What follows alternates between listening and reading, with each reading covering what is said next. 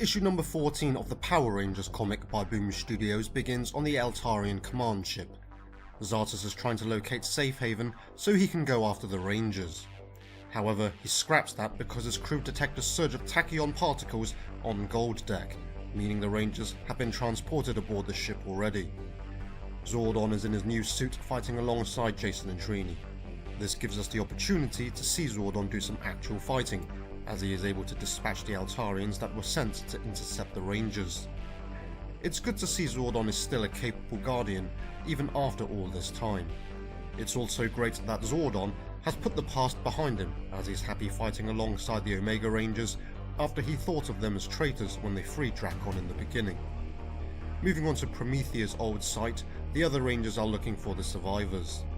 As civilians, they don't have the strength to get through the rubble, so Matt morphs against Zack's advice, because that will allow the Sentry Force 4 to lock onto his signal. Matt uses his Dragon Strike and finds Grace and the others. Grace says that their only remaining options are nuclear. Tommy says that they should have more faith, but just as he says that, he's shot in the back. That's because the Sentry Force 4 did lock onto Matt's location after he morphed.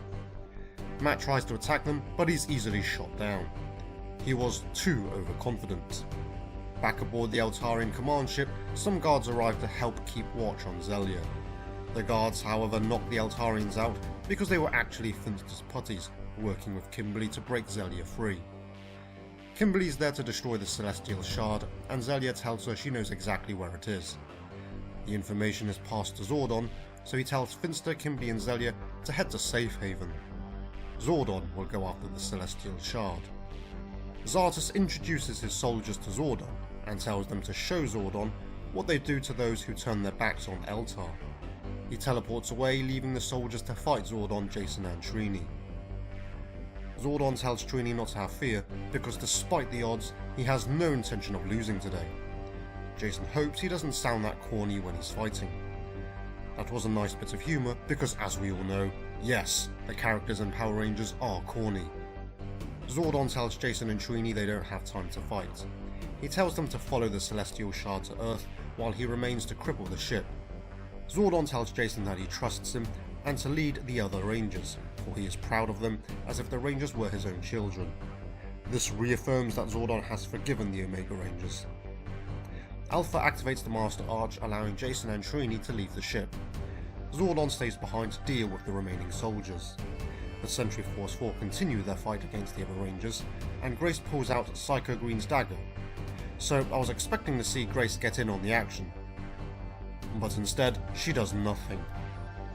Kimberly and the others arrive through the Master Arch, and turn the tide in the battle.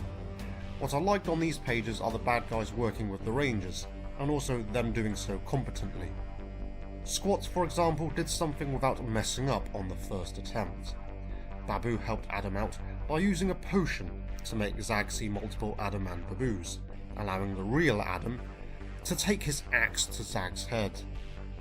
And Goldar, he does what he does best by using his wings to fly and then fight dirty, cutting the wings off his enemy, sending them crashing to the ground.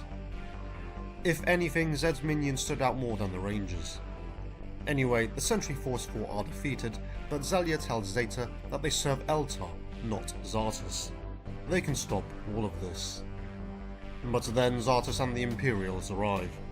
He says that on this occasion he will have the Imperials incinerate the world as if Earth never existed. Kimberly defies Zartus and points out that some of the Ranger Zords are arriving. And now we come to the moon. Zordon steps out from the Master Arch and onto the remains of the Moon Palace. He's heading for the Caves of Deception.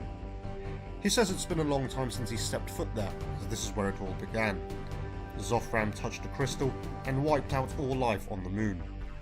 In fact, this issue ends with Lord Zed still alive and him telling Zordon that he's waited his entire life for this moment.